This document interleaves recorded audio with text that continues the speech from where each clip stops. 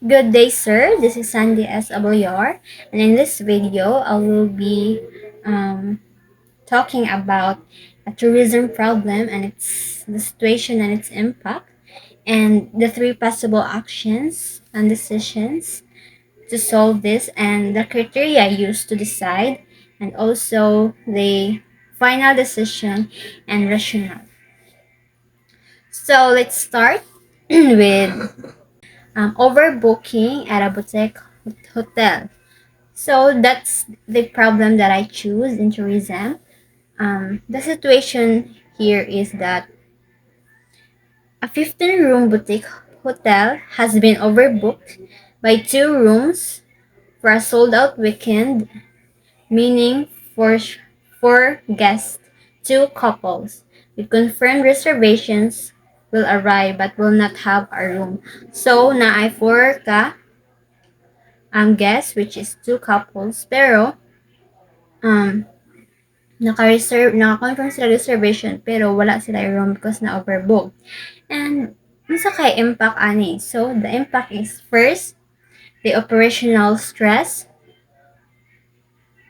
So if inani gani, the front desk staff face immediate pressure to find a rapid solution. So ang front desk ani kay magdali din siya pangita og unsay mas-solution ani nga problem. Pero na I guess dissatisfaction. Ang 4 guests, especially those traveling for a special occasion, will be extremely upset. Yes, masuko yun sila and mag-lead ni siya into negative reviews sa inyo sa hotel. Then, napoy posibilidad nga mag-post sa social media and also na bad feedback, diba? So, may posibilidad nga maka loss of potential loss of failure sa business. The next is the reputational damage o sa sanisa impact. Maapektuhan pod ang hotel brands, of course, because daman ang ana tanan if ever ma-post or makatag na siya nga problem. And also financial cost. Na kailain kuan ana mag-compensate jud ka, so may posibilidad nga makuan jud ang financial sa inyong hotel. Then okay, so that's the 4 impacts, or should I say pwede ang mga the 4 impacts ana nga situation if ever na siya nga situation. The operational stress, guest dissatisfaction, reputational damage, and financial cost. So next, let's move on sa 3 possible actions and decisions. So may posibleng action para ma-solution na siya. So may pwede make na decision para solve na siya nga problem. So number 1 is the soft walk or compensation and reaccommodation. So kana siya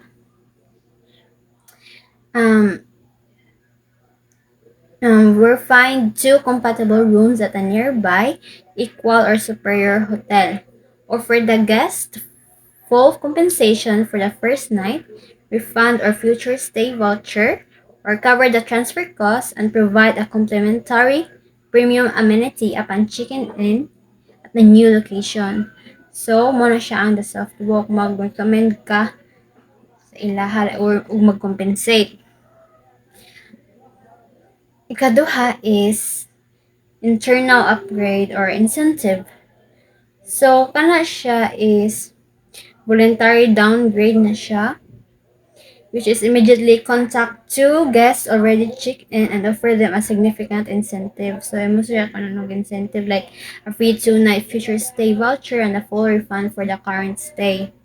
Or to move a partner property for the remainder of their stay, freeing up the 2 rooms. So, muna siya ikaduha. Din ikatulo, pwede ikuan is the action is the hard book. So, minimal compensation and reaccommodation. So, Place the two walk parties in a comparable nearby hotel, covering only the room cost and transfer. The small token compensation, so gamay ra siya nga pag-compensate. Ano siya the hard walk. So, saan na nga tulo? How we decide. So, we use a criteria ana. The first is cost, so the financial expense of compensation sa refunds or vouchers. So, kanang pila may makos ani sa pag-compensate o voucher nyo din ay consider. Then, next is speed time or time. The solution must be implemented before or the moment the first overbooked guest arrives to minimize waiting and frustration. So, kanon i-consider po ninyo ang time nga dili siya ingon nga dugay dahil siya lain din ang feedback sa inyo ang hotel ana if di din mo kuan in time maka create of decision to solve. Next is the one that you should consider as criteria to decide is ease of execution. So how quickly can nearby rooms be secured and staff trained to deliver the solution with empathy. So kung ma-execute ba dayon siya, dali ra ba din siya ma-execute? Mo na siya ang kanang inyong gikuan nga solution. So mo na siya ang gi-consider sad. So, let's move on sa final decision. Final decision is so ako napili diri kay action number 1, the soft walk. So, kung mag-compensate jud or recommendation. So, the hotel will implement a proactive, empathetic soft walk for the two affected parties. The front office manager will personally contact the two overbooked guests before they arrive, sincerely apologize, explain the error, and present the immediate solution. So, ang kana ko ipili kay, dapat jud ta mo apologize una, then mo explain ta, and mo proceed din og kanang solution dayon sa kanang problem para dili na siya madako ang solusyonan dayon.